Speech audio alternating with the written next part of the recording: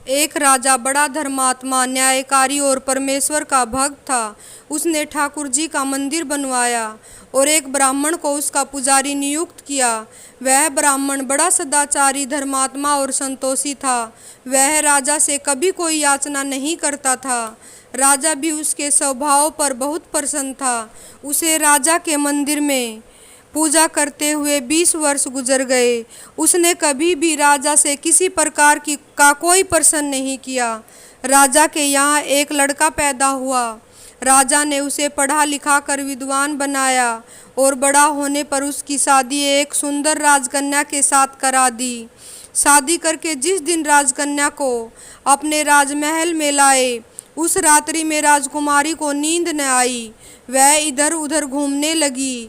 जब अपने पति के पलंग के पास आई तो क्या देखती है कि हीरे जवाहरात जड़ित मुट्ठे वाली एक तलवार पड़ी है।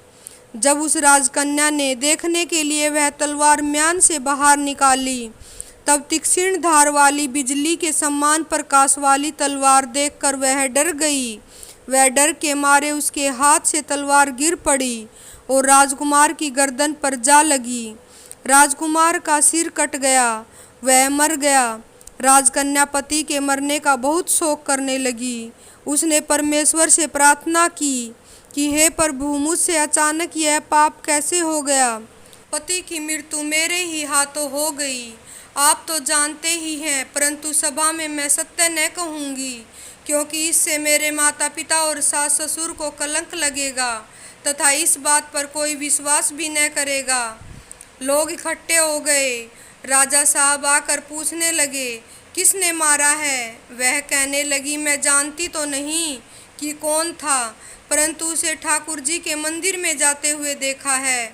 राजा समेत सब लोग ठाकुर जी के मंदिर में आए तो ब्राह्मण को पूजा करते हुए देखा।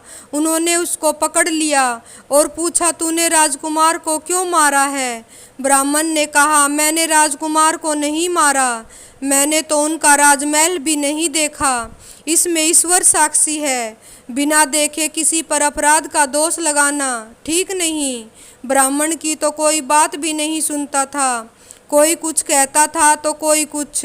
राजा के दिल में बार बार विचार आता था कि यह ब्राह्मण निर्दोष है, परंतु बहुतों के कहने पर राजा ने ब्राह्मण से कहा, मैं तुम्हें प्राणदंड तो नहीं देता, लेकिन जिस हाथ से तुमने मेरे पुत्र को तलवार से मारा है, तेरा वह हाथ काटने का आदेश देता हूँ।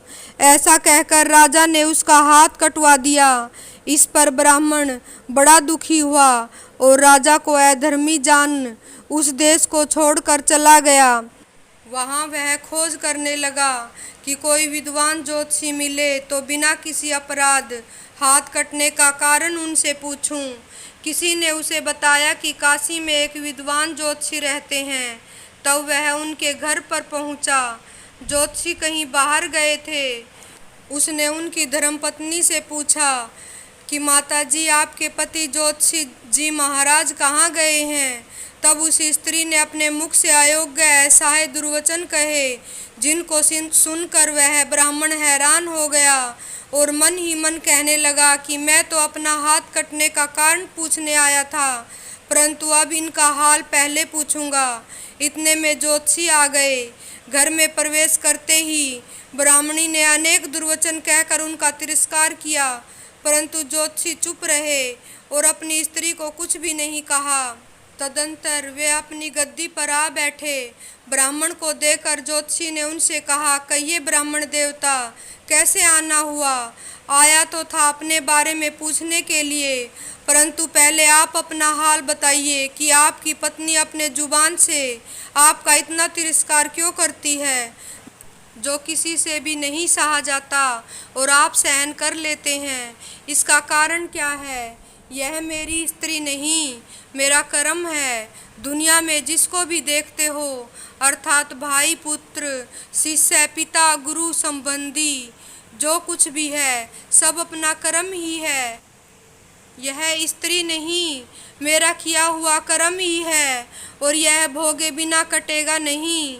अपना किया हुआ जो भी कुछ शुभ अशुभ कर्म है, वह अवश्य ही भोगना पड़ता है।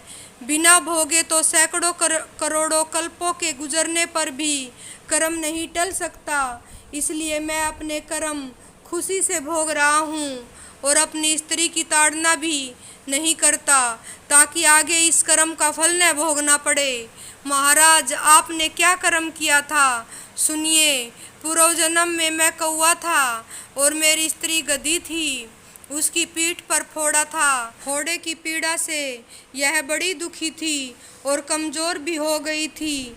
मेरा स्वभाव बड़ा दुष्ट था, इसलिए मैं इसके फोड़े में चोंच मारकर इसे ज़्यादा दुखी करता था। जब दर्द के कारण यह कूदती थी तो इसकी फजीयत देखकर मैं बहुत खुश होता था।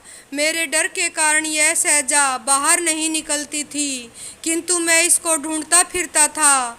यह जहाँ मिले वहीं दुखी करता था।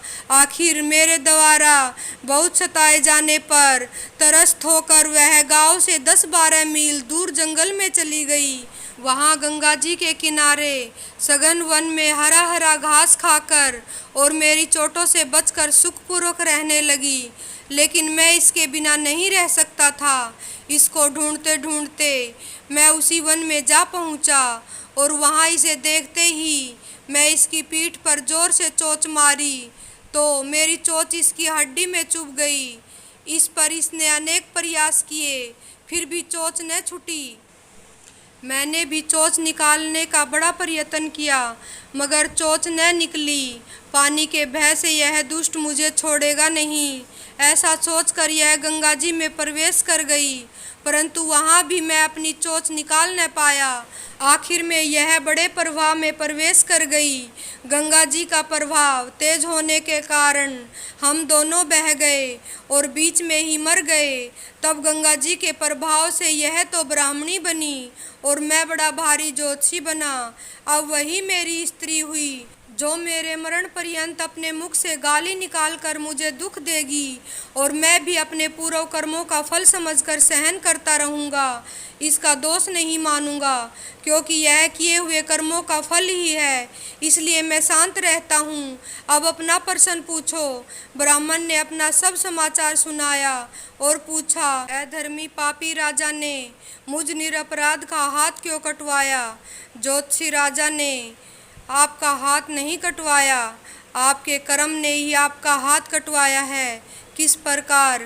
पूर्व जन्म में आप एक तपस्वी थे और राजकन्या गो थी तथा राजकुमार कसाई था। वह कसाई जब गो को मारने लगा तब गो बेचारी जान बचाकर आपके सामने से जंगल में भाग गई। पीछे से कसाई आया और आपसे पूछा कि इधर कोई गाय तो नहीं गई है? आपने प्रण कर रखा था कि झूठ नहीं बोलूँगा, अतः जिस तरफ गो गई थी उस तरफ आपने हाथ से इशारा किया तो उस कसाई ने जाकर गऊ को मार डाला। गंगा के किनारे वह उसकी चमड़ी निकाल रहा था। इतने में ही उस जंगल से शेर आया और गऊ एवं कसाई दोनों को खाकर गंगा जी के किनारे ही उसकी हड्डियाँ उसमें बह गई।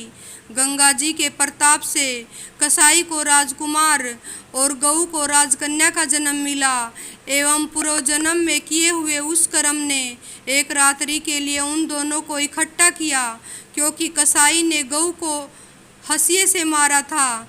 इसी कारण राजकन्या के हाथों अनायास की तलवार गिरने से राजकुमार का सिर कट गया और वह मर गया। इस तरह अपना फल देकर कर्म निवृत्त हो गया। तुमने जो हाथ का इशारा रूप कर्म किया था उस पाप कर्म ने तुम्हारा हाथ कटवा दिया। इसमें तुम्हारा ही दोष है, किसी अन्य का नहीं। ऐसा निश्चय कर सुखपूर्वक रहो, कर्म फल का भोग टलता नहीं। कितना सहज है ज्ञान से युक्त जीवन। यदि हम इस कर्म सिद्धांत को मान ले और जान ले तो पूर्वकृत घोर से घोर कर्म का फल भोगते हुए भी हम दुखी नहीं होंगे, बल्कि अपने चित्त की समता बनाए रखने में सफल होंगे। जय श्री कृष्ण।